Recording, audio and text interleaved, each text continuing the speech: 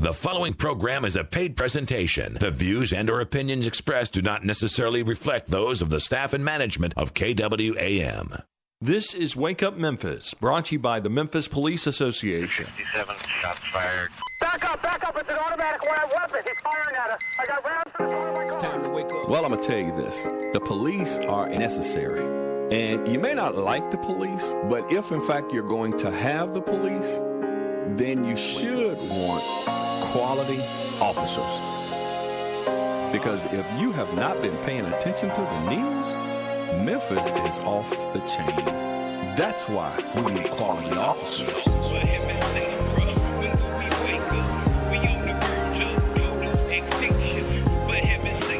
She said, baby, she said, I used to talk so bad about the police department all the time. I said, all y'all did was sit up in Mapco and drink coffee and eat donuts. She said, well, baby, I'm going to tell you this. She said, from this day forward, I'm going to keep my mouth off of y'all. Y'all got a hard job.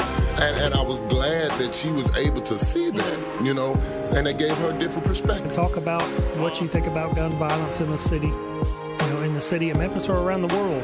What the solution, what you think the solution is. That we're going to increase youth activities in this city to draw them out of the streets. And I'm not talking about just playing at it and talking about it. I'm talking about take some of these community centers and put computer labs in them, put television rooms in them, put audio-visual labs, put recording studios, put game rooms, put... Hello? We can even invest in them on the front end because some people say, well, Michael, that costs money. We don't want to spend our money. You're spending money to incarcerate them. You're spending money to incarcerate them. Sometimes just the presence deter crime. Not to just beat people up, no. We need to get back into community policing, sir.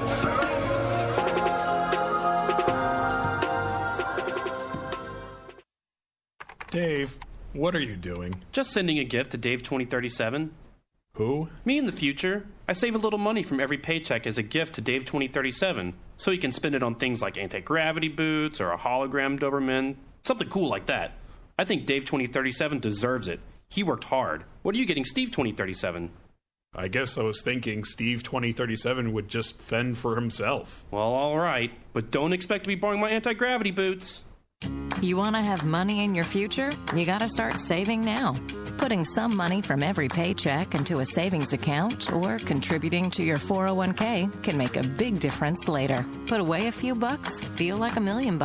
For free ideas and easy ways to save, go to feedthepig.org. That's feedthepig.org. Hey, let's just hope Steve 2037 doesn't get his hands on a cool time machine, because he is going to come back here and knock some sense into you. This message brought to you by the American Institute of Certified Public Accountants and the Ad Council. It's me, your heart. High blood pressure is serious, and if you think I'm just going to keep ticking away, you're wrong. I can quit whenever I want, but I like my job. Just treat me better. Maybe we can do some exercise on occasion. After all, we're in this together. Don't let your heart quit on you. High blood pressure can lead to a stroke, heart attack, or death. Get yours to a healthy range before it's too late. Find out how at heart.org/blood pressure. A message from the American Heart Association, the American Stroke Association, and the Ad Council. Oh, hi. Do you know what this is the sound of? It's the sound of me getting rewarded for doing my part to prevent wildfires. See, right now I'm getting a big, remarkably heartfelt bear hug from Smokey Bear. Thanks, big guy. And now we're shaking. Okay. First, I made sure there were no low-hanging branches when I set up my campfire. Hey, Smokey, let me down for just a second. I need to make sure everyone can hear this. There we go. Then, when we were packing up to leave, I drowned out my campfire, stirred it, drowned it out again, and then made sure to feel it if it was cold. Oh, Smokey Bear really loves it when you do that, don't you, Smokey? Oh, he lets his hugs do the talking. Visit SmokeyBear.com to learn tips to prevent wildfires. Brought to you by the U.S. Forest Service, your state forester, and the Ad Council. Only you can prevent wildfires. Ahoy, ye mateys! Now I know you probably think a pirate like me with a peg leg and an eye patch is in search of me buried treasure, but 'tis not so, me mateys. My brave crew and I have pledged to plunder no more until we clean up all the garbage that comes out here from land. Why, just today, I found an aluminum can that said soda pop from the mountaintop. Somebody probably threw it on the ground and it washed into a drain pipe and into a river and into the ocean. Now I've got the best crew in the 7 seas. But we can't do it all ourselves. Lend us a hand by always recycling and disposing of your trash properly. To learn more about keeping oceans clean, visit keepoceansclean.org. Tarnation. I mean, keepoceansclean.org. What? That's keepoceansclean.org. Yeah, what he said. Brought to you by the Keep Oceans Clean Alliance and the Ad Council. My name is Joe Thompson. I'm 29, and thanks to my college degree, I'm a systems analyst. And the college me would tell you. I wouldn't be here without Big Brothers Big Sisters. My big brother believed in me, and to a 7-year-old... That means a lot.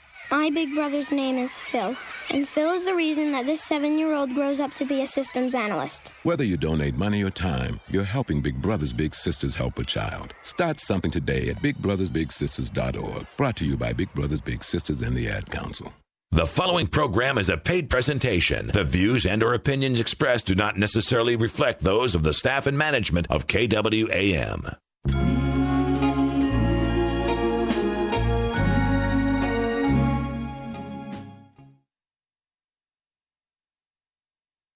Hey, I'm just flying out the way there. Wake Up Memphis from Behind the Badge, brought to you by the men and women of the Memphis Police Association. I apologize. That was the intro for the Labor Agenda. But this is not the Labor Agenda show. This is the Wake Up Memphis from Behind the Badge show, brought to you by the men and women of the Memphis Police Association. And my name is Mike Williams, president of the Memphis Police Association. And I just want to say thank you to the men and women of the Memphis Police Association for all of the hard work that they do. And how do I know they're out there working hard? Because I'm out there working hard with them. I can tell, Mike. I can tell you today, brother. And I'm a little off kilter today because I worked on Bill Street last night till about 3. Got up this morning and went out and worked at St. Andrews. And I want to send a shout out to the men and women out there at St. Andrews on South Parkway. Those individuals out there working really, really, really hard to bring businesses back into the community, to provide things for the citizens in South Memphis to be able to do to rebuild their community. They had a walk run this morning, and Janine Gordon, daughter of Janice Fullylove, was in the house this morning. So was the director, Mike Rollins of the Memphis Police Department, and Mayor Jim Strickland. He was in the house this morning. Yes, he was, people. Yes, he was. But it was a good run. A lot of people came out. They had a wonderful time.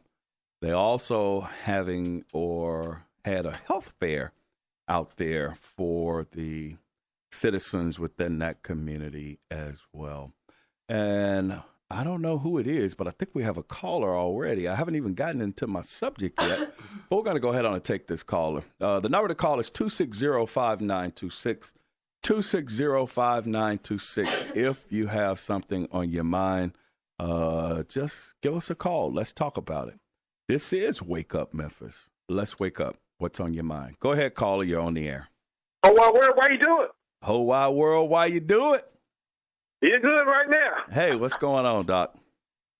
Well, look, I'm doing what I usually do. I'm the father. If I help people and help anything, everybody anything, because I am all that, But one thing I was saying for the rookie officers, I would recommend that they use a revolver just in case they're a little trigger happy or something. So what? A revolver pistol instead of an automatic. I'm serious. You can get the adrenaline. I know a friend of mine who shot himself walking through his own house looking for a booger bear, but he got adrenaline. You know what I mean? Looking for a booger bear. Oh, I ain't heard that in about 55 years. Bear. Now, who are you saying needs to carry a revolver? The officers who start on this street for the first 2 years carry a revolver. Right, carry a revolver instead of automatic, because it'll go off. You know, you got to be really get experience in handling the weapon, and that will be. Now, let me ask you this: why are you saying officers here in the city of Memphis need to carry a revolver? Well, okay, I got the fact you're saying it, but I'm saying why. Well, because it would be less accidental hurtings or shootings for people or stuff like that. You know what I mean? So have we had accidental shootings here? Extra time, right. Have we had accidental shootings here in the city of Memphis? Well, it's been people have been shot by police or whatever, and if they could redo it, I think they would do it a different way. But let me continue. I just don't want to get stuck in our answers right there. Let me continue. I would also recommend for officers to require people to get out like they did in the 70s, and then that'll be less dangerous because you got a lot of dangerous criminals. And you walk all the way up on an automobile like that, he got a gun in his lap or something, it could be very, very dangerous. So I think it'll be better for the officer to require them to exit their vehicle. Right, exit their vehicle for evaluation of the traffic stop. Right, rather than walking up on it. Okay. And I think y'all still could save a lot of money, and it could go probably for hiring y'all. Cause you know I appreciate y'all, and I'm glad y'all are here because you need a mediator.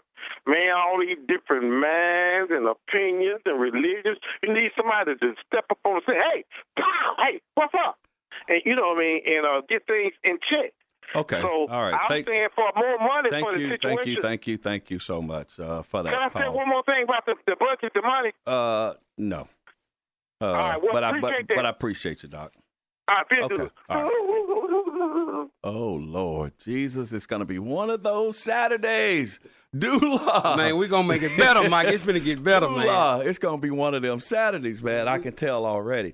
We're gonna get pumped up here. I do know that caller. He calls into WDIA all the time. And but anyway, we have some things that we do want to talk about. And this is Wake Up Memphis. I guess that's what was on his mind. If you have something on your mind that's going on and you want to talk about it, please call 260-5926, 260-5926. What's on my mind is the retirees. I want to talk about the retirees and everything that's going on. Well, first of all, let me say this. I have to preface everything that I'm going to say before I say it. I want to say this. I love the city of Memphis.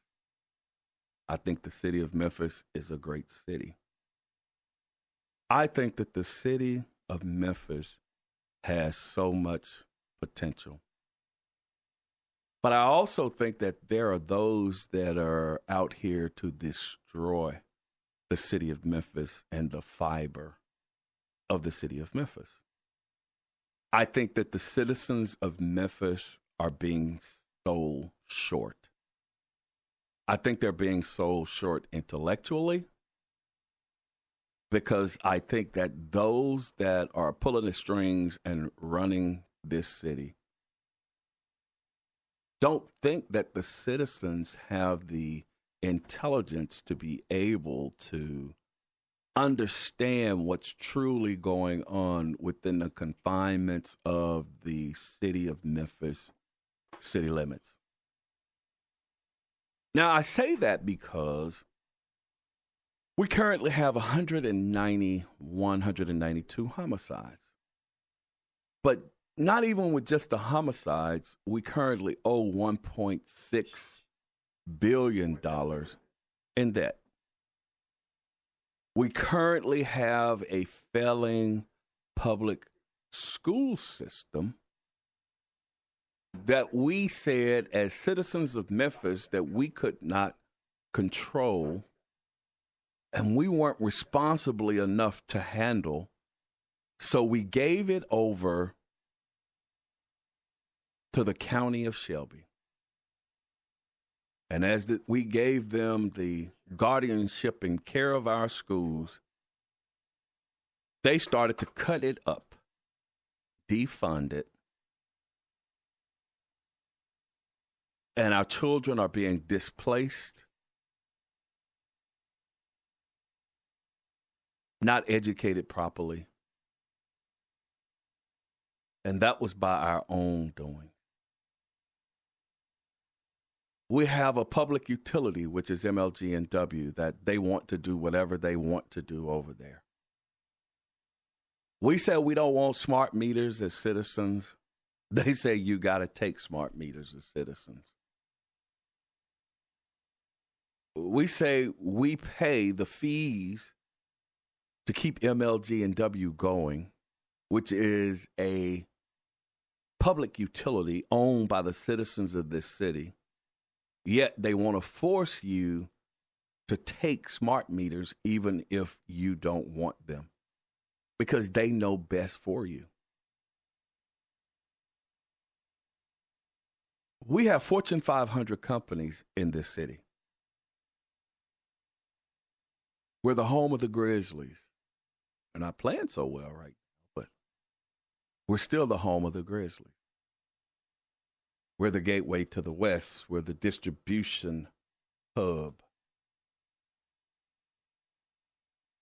We have all of these things going on, yet we have the highest poverty rate,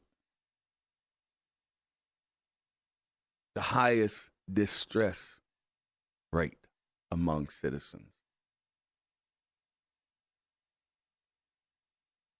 And we continue to allow other individuals to chart our faith. Now, let me get to the retirees. I am talking about City of Memphis retirees. We have a caller? Oh, I am so sorry, because I was in my zone. Man, we're going to let you get that point across, man. Okay, but go ahead, caller. You're on the air. No, go ahead and get that point across. I can wait. Okay. Mm-hmm. All right. Thank you so much, David. I want to talk about the City of Memphis retirees. I understand that the citizens in this city are so consumed, have been beat down, disappointed, disgusted, and they don't have time to really worry about everybody else, because a lot of them are so consumed with dealing with what they have going on, trying to pay the bills, trying to feed the kids, trying to hold their households together. Get you that collar, Mike. I've been feeling this way, man, because as I go throughout the city of Memphis and people stop me on the streets and they talk to me, and it's like, Mr. Williams, please don't stop, don't stop, don't stop. Because I'm going to tell you, I've been feeling like giving up, and I've been feeling like moving the heck out of the city of Memphis. Buy me about 5 acres in Fayette County or Tipton County. Put me a cow in the backyard and say, to hell with this place. But every time I start to feel like that, I run into people that I know they're good people. And they want what's best for this city, but they don't know how to make the changes and to make it happen. And I'm so hurt by those in this city. And I don't care if you're black or you're white, but I'm saying those that have achieved a certain status in this city and you have forgotten about everybody else. And you don't care about everybody else. You come in this city, you work hard, but you go back to Collierville and Millington and Lakeland and Bartlett and Germantown. And I'm not saying there's even anything wrong with you going back to those places. I'm just saying what's wrong is you forget about and don't really care about what happens here. But even more so than that, I'm upset and it hurts me to the core about those individuals from North Memphis and South Memphis and Orange Mound and Whitehaven and Fraser and Raleigh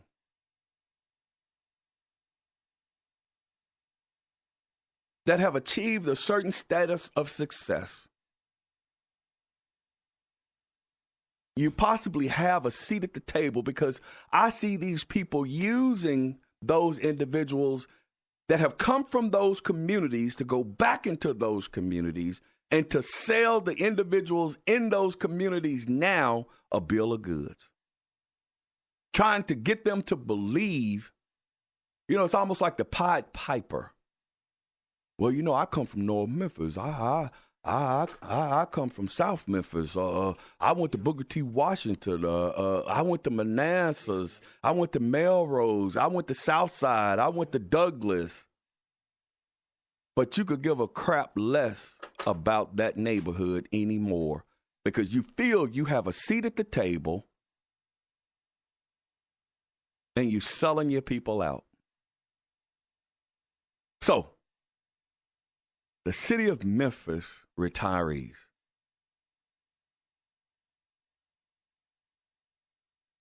What really hurts me is I have 60, 70, 80, 85-year-old widows calling me, crying on the phone. And they're crying because they don't know the status of the only thing that really means something to them, and then that's their health care. I mean, they're at the age in life to whereas that's what they depend on because they have ailments.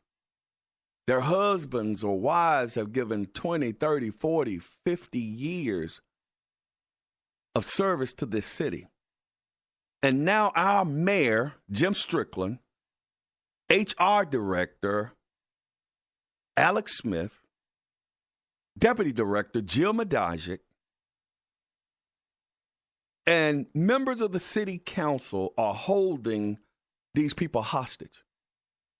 Instead of doing the things they need to do to be able to fix this, I always tell you about all of the money that they have saved and all of the things that they have cut. And they'll tell you, and even from the healthcare fund itself, they've already put the post-65 out, which saved millions. They put the pre-65 out in this city.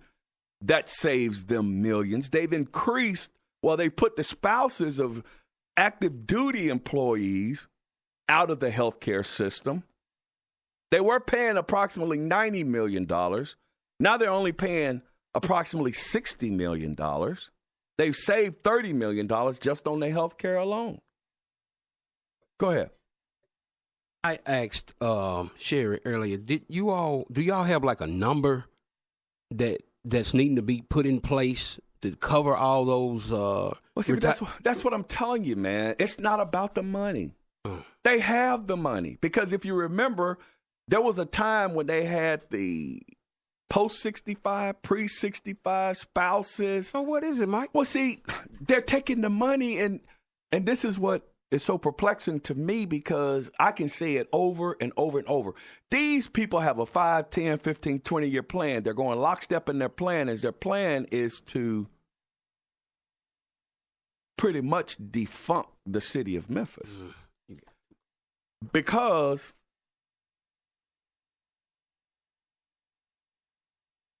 they're going to take these individuals and put them into a healthcare exchange, which is almost like the Affordable Health Care Act. They're going to increase the numbers or decrease the numbers of individuals that are actually on city's insurance, and they keep cutting these retirees the benefits that were promised to them a long time ago. Some of them, husbands have gone on, and these older ladies are left to fend for themselves. And this city is like wolves that's preying upon them. and they feel hopeless, helpless.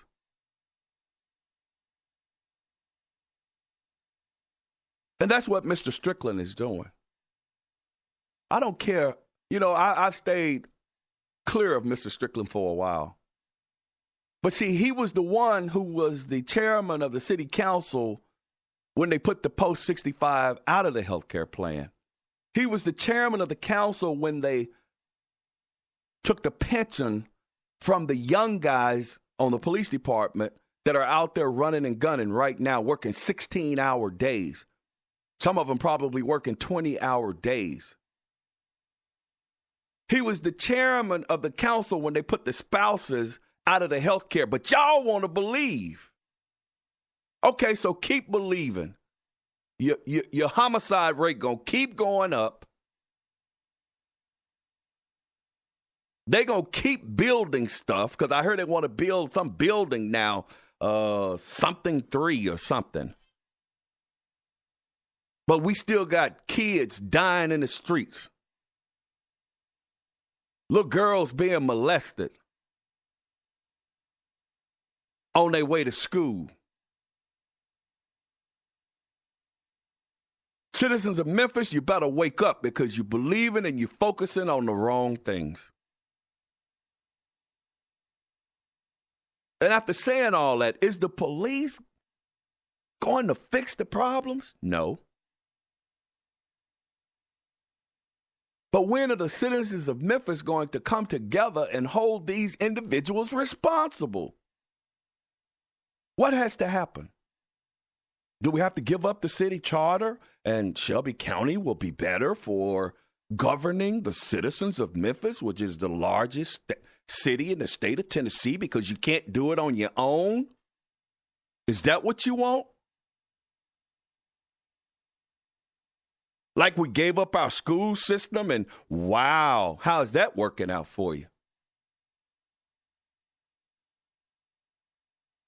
Anyway, we got a couple of callers. This is Wake Up Memphis from Behind the Badge, brought to you by the very hardworking men and women of the Memphis Police Association. And guess what? We told you this was going to happen years ago. When we put the billboards up, you said we were crazy. When we did the commercials, you said we're trying to put the city down. No, we were putting you on notice that these are the things that are going to happen. And it's coming to fruition. And guess what? I'm getting calls from a lot of young officers, and they don't like the fact that these guys are messing with the retirees' insurance. They were talking about the surviving spouses of those individuals that were killed in the line of duty, putting them into this health care exchange. And I'm going to tell you, if they do that,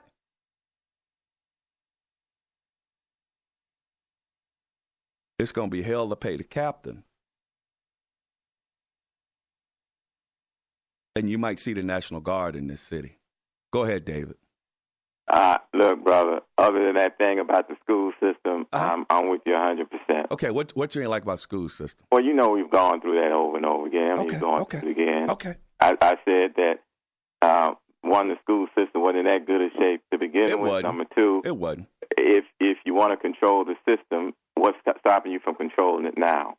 And because you are the biggest, well, hell, you're the biggest part of the county. Exactly. But they already know, David, we ain't gonna come together on nothing. Okay, but see, that's not a problem of the surrender of the charter. Then it's a problem of us not coming together and doing what is necessary to control our own destiny. I agree. It's the problem. We still keep putting these individuals, electing them to the Board of Education, electing them to City Council. Well, the thing of it is, and Mike, like I said, when have I ever agreed with you 95%, other than the date? Yeah. So it's funny, you know, I was always, as you know, probably know, since you do listen to other shows, I was always against not putting the pressure on those who work for the city to live in the city. I want what was it called? The residency requirement. Thank you. Residency requirement. Man, I'm having senior moments. So I was always for that. Right. Now, it passed. And some of the same African Americans who voted for it to pass then complain about the fact that folks are retiring outside of the city. And I said, now, wait a minute. People have a right to retire wherever the hell they want to retire. That's not my position. My position was when you work for the city, you stay in the city. Right. So I saw the hypocrisy, right, of these people. And since I don't know whether he actually voted, I'm almost sure he voted for the residency requirement, the Ford young man. But it shows you how they're trying to get the people to fight against the employees. Right, right. While the people who are in power, the power elite, I call it the white power elite in this city, just take the money and do what they do, go by their plan, and run with it. Exactly. They got the media. The media clearly is remaining quiet on these subjects because I mean, it's just common sense. If policemen aren't happy, then they're just not going to do a good job. Exactly. And I sure as heck wouldn't be a police officer with what's going on and what they got to take, and then got to worry about what happens to their family, what happens to them. Come on. You know, why would I want to be a cop, put my life in jeopardy every day, and got to worry about those type of things? So the power elite of this city, see, they can quietly play the role of the puppeteer. Yeah. While people who look like you and me, Mike, are also rolling in the dough, probably in a whole lot of dough, you know, but getting a little bit of change or getting the acceptance that they want. Maybe not even want any money, just the acceptance that I can hang out with you. That kind of foolishness, you know? Hold on 2 seconds, David. Hold on 2 seconds. Go ahead, Dula. Mike, I don't want to switch too far, but you said something earlier about, you know, the young people. Yeah. And the violence and everything. Yeah. And I know you pretty much familiar with the hood and streets and everything. You know, I know for a fact, man, the concerns, you know, the reason it's happening, and, you know, the people that are over there, you said something real powerful earlier about, you know, people just trying to make it day to day. Yeah.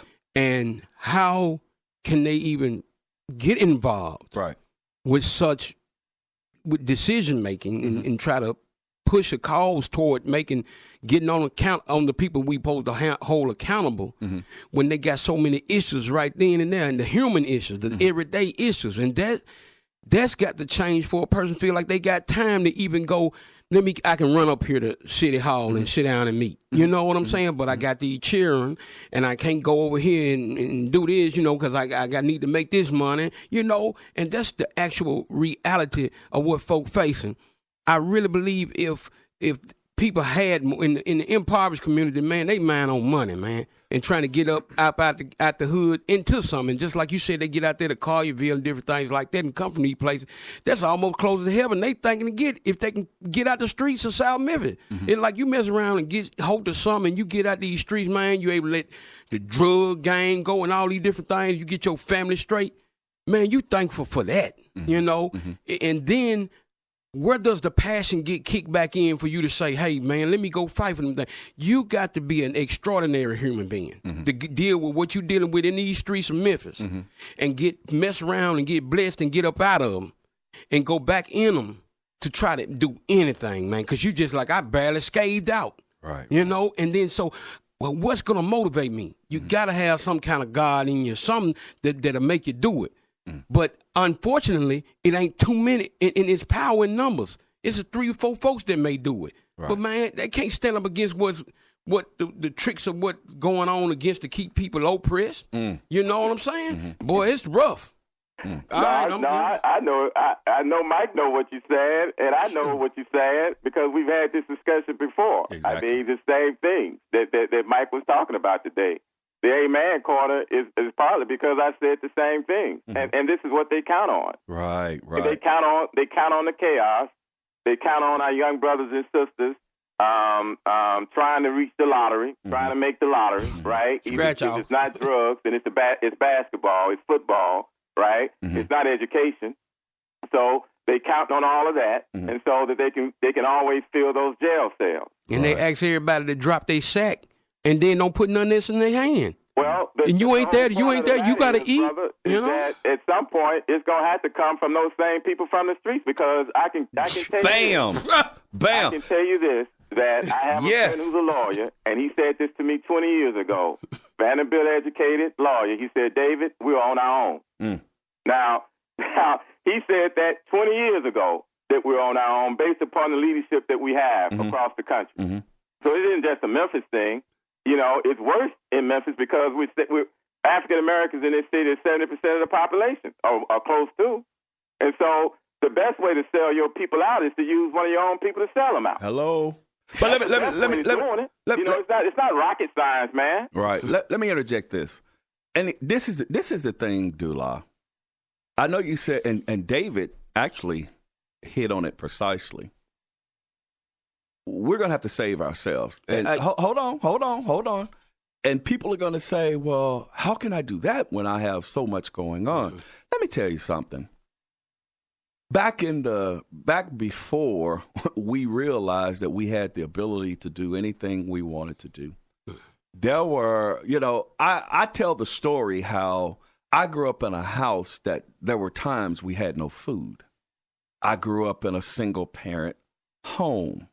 I grew up in a time that even though you had adversities, you had roadblocks, you had stumbling blocks, you had pitfalls, you had drugs in our community then, you had pimps in our community then, you had all kinds of things going on in our community. However, a lot of the mature people, even though they had all of that going on, they knew in order to rise above, you had to be taking advantage of the educational opportunities. You had to be trying to make yourself better than anybody else. So they pushed you to excel at different things. You said something there. Well, but I'm saying, I know it's a lot going on in the streets. The pushing. I know it's a lot. Well, see, and that's why I have. Nobody pushes. But that's why I have. Well, that's how I have issues with all of those individuals that have vacated the community, yet they do not reach back into the community. Those individuals that have went off to Spelman and Morris Brown and Howard and Vanderbilt and Yale and Harvard and Wake Forest. I'm talking about people that I know, Tennessee State, Mississippi State, Rush College, University of Kentucky, or whatever university that you went to. Everybody wants to holler about the AKAs and the Deltas and the Sigmas and the this and the that. And don't get me wrong, those are good organizations, and you do have individuals within those organizations that are helping people. But I also see individuals flying those same colors and those same insignias that are sitting across the table from me when I'm fighting for people out here in the streets. Teach. And make it plain. And that's what's up. And to Brother Dula, which I appreciate, and I'm going to get out here as courtesy to the next caller. Okay. But here's the thing, too. When you young brothers took over that bridge, that was the beginning. Was it well thought out? Was it perfectly thought out? David, you better shut up, man. I just had this conversation. I just had this conversation. And you know what? I know where you're going. Let me finish. Go ahead, David. Finish first, because I'm gonna get on out of here so somebody else can get in here. Okay. But when you did that, I heard some criticism, whether not being thought out well, perfectly, yada yada. The same people who were criticizing folks on the bridge obviously hadn't read enough about the civil rights movement and some of the things that Dr. King failed in as well, of people who were waiting on him and had strategies to overcome some of the things that he was doing. The point I'm making is this. That should have been the beginning. And once you got that amount of people together, then you organize. You don't stop. You don't stop when you have a meeting that didn't go well. Look, let me tell you something. Don't count on me. I'm 56 years old. Don't trust me. The young people are going to now have to make it plain to everybody else that they're not going to go along with this crap. Mm-hmm. That they should have a piece of the pie, what this city, what this country has to offer them. What Mike is telling the truth. Most of the people who have graduated, who've gotten degrees, man, they're being employed by the same people that we're fighting. Yes. How the hell are they going to pay their mortgage if they agree with us? Yeah. It's got to come from the grassroots. And right now, brother, the brothers and sisters that are on that bridge are our grassroots. That they got the energy. Don't trust us. I'm telling you, don't trust us. We have mortgages. That's deep. That's deep, David. Okay, y'all have a good one. Hey, thank you so much. And I think we got another caller, Dula. Oh, they done hung up. No, that was. Oh, okay. Anyway, the number to call is 260-5926, 260-5926. How do we fix this? And back to my retirees. This city is discarding the retirees. They're throwing the retirees away. And they're trying to, this healthcare thing, they're offering to give the pre-65, well, you know, Mr. Strickland was the one who threw the retirees off of the health care. So now he wants to be your savior and hero and say, well, you know, I'm just trying to put something in place for the pre-65s. But what he's trying to put in place for the pre-65 on the city side sucks. It's a high deductible plan. You're going to end up paying just as much money. It's nothing comparable to the current city insurance. Oh, and by the way, they're asking and they want to put line of duty death or line of duty disability in there as well. Now, when I say line of duty disability, I'm talking about individuals that may have worked on a garbage truck and may have gotten caught up in the truck, but they didn't die. So you had to medically retire them. And they want to put them into a healthcare exchange as opposed to give them the insurance that they need. Because once you go into this healthcare exchange, you're going to have to pay a high deductible. And then they'll say, well, we'll give you an HRA. You know what, Mike? I believe if the individuals who make decisions about other people's lives were to put themselves in that person's shoes. That ain't going to happen, Dula, because they the ones with the money. I mean, when you got people like Henry Turley and Pitt Hyde, when you got the Metro Chamber of Commerce, which represents the companies in this city, when you got Cushman and Wakefield, which is one of the major real estate companies in the city of Memphis, but they have Mr. Kemp Conrad sitting on the city council. And since he's been on the city council, you see Cushman and Wakefield signs all over the city, and it's so blatant, and nobody wants to do anything about it. But you still want to attack the elderly. You want to attack the retirees. You want to attack those that have worked hard for 30, 40 years in this city. And nobody gets upset about it. But see, and the reason I said earlier, I understand that the people, the citizens in the community, they're fighting so hard. Just a lot of people are fighting just to hold on to their sanity these days. What can you do? What can you do, man? You know what? They got mad at me when I put them billboards up. They got mad when a lot of officers got sick. What was the billboard that you put up? Danger. Enter at your own risk. This city does not support public safety. And a lot of the citizens that love this city, and I understand a lot of the citizens that love this city, they were upset at me. Because Michael, I can't believe you put that billboard up because, you know, it shows Memphis in a negative light. But I'm saying I was trying to tell you back then where these people were going. And see, and the other thing is they tell me, they say, well, Michael, there's something else you can do. Well, I'm asking you for your help right now because I'm finna do something stupid. Come on, Mike, what you gonna do now, man? I'm just saying. You know what I'm saying? Well, I mean, I put billboards up, you get mad. I do commercials, you get mad. You ain't gonna satisfy everybody. You know what? Well, though? I know. But I was saying that was a broad statement, but people they didn't take it in the right context. Well, and that's what I tried to tell them. It's like I'm fighting for the police. I'm trying to let y'all know. I'm fighting for the citizens. I'm telling you what's coming. I'm telling you what these people are doing. I say anything that I say, if you can refute it, tell me, and I'll take it back. I mentioned to Sherry earlier, I just mean speaking, I do not feel that they are going to allow this city just to go down like that, man. I don't know what it is. I don't know the details. Let me tell you this, Dula. They'll allow communities to go down. They'll allow blight to come into areas. And then you know what? They go in there and buy it up cheap.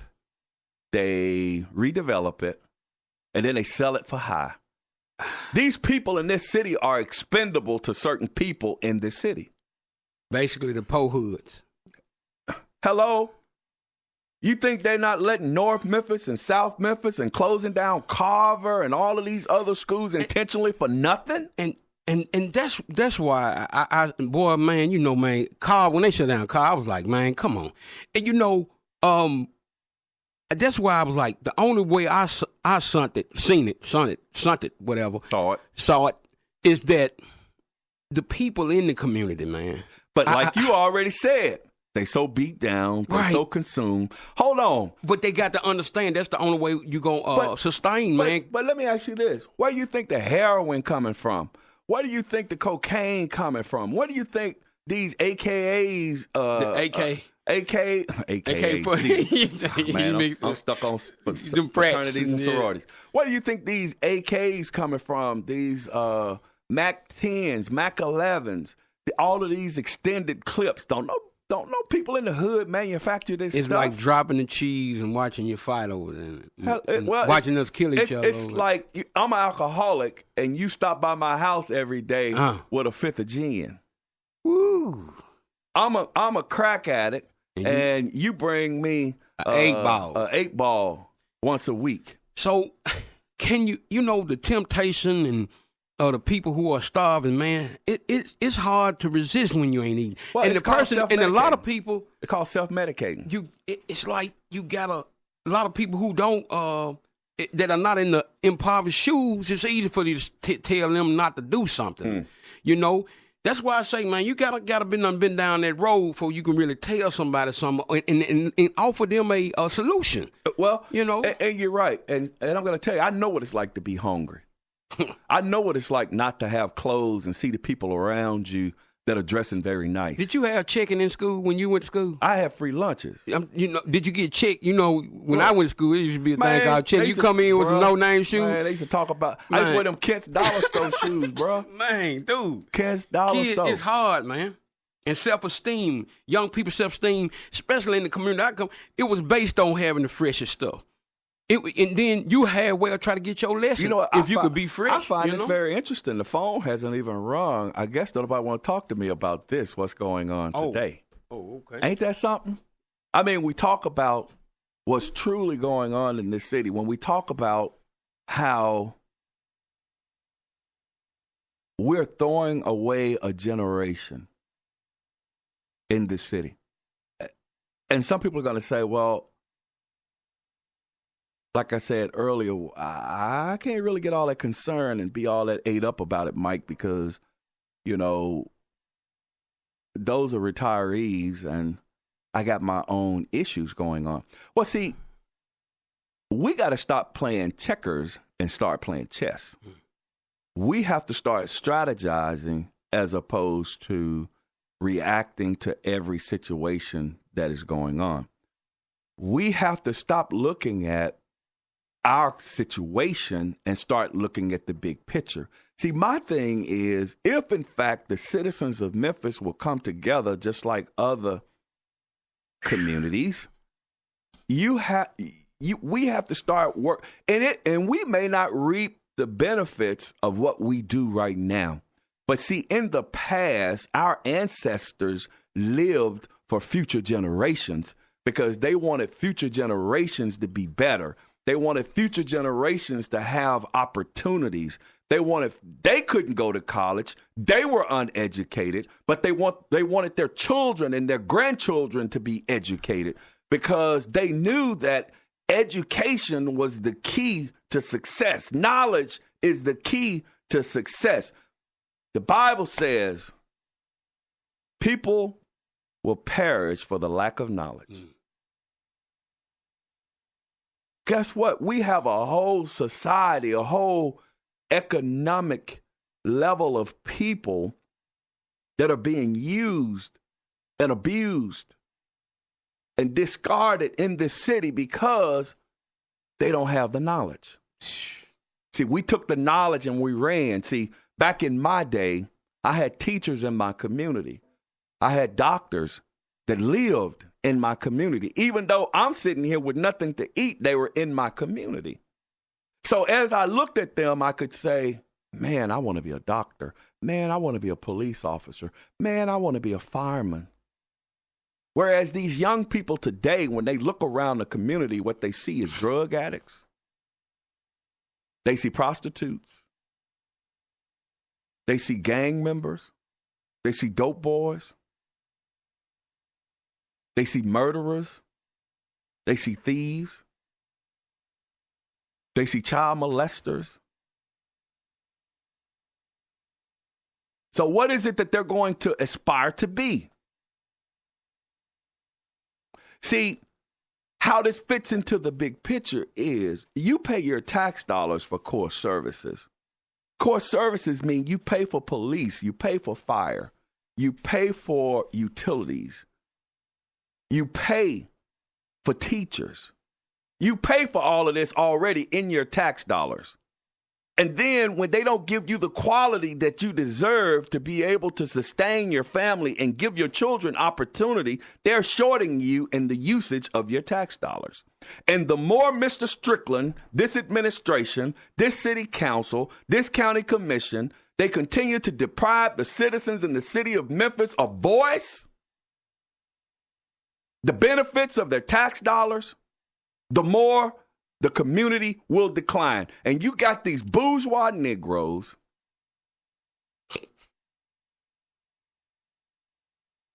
these educated fools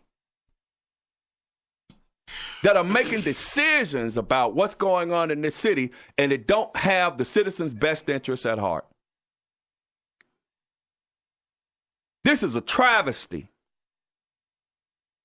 190-some homicides in this city. Robberies everywhere. Shootings all over the place. I was coming in today, and it's like I'm listening to the radio. Shots fired. Shots fired. Shots fired. 5 youth shot in Zodiac Park the other night. Do we care? Young people being shot everywhere. We say 190-some homicides, but what about all of the people that are being shot? Do you watch the news? Do you see what they say? 5 people shot today. 4 people shot today. They didn't necessarily die, but they were shot. I want to commend the police officers in this city for all that you're doing under adverse circumstances, not knowing what your pension is going to be, knowing that you won't have no insurance. Even if you get shot in the line of duty, you got a colostomy bag. Yet you go out there day in and day out. You're working 16-hour days, faithfully holding this city together, because without you, this city will fall apart. Let me say that again. Without you, standing between death and the citizens, this city will fall apart. Even though they talk about you, a lot of them don't like you. But I want to thank all the citizens for showing so much love, too, to the police officers of this great city. If you do what you think about doing to the retirees, all I can say is buckle up. This show has been brought to you by the men and women of the Memphis Police Association. And we want to thank you for tuning in. We'll see you same time next week. And maybe I'll be a little bit calmer. I don't know. But be blessed, be strong, and be encouraged. And you may not like the police, but if in fact you're going to have the police, then you should want quality officers. Because if you have not been paying attention to the news, Memphis is off the chain. That's why we need quality officers.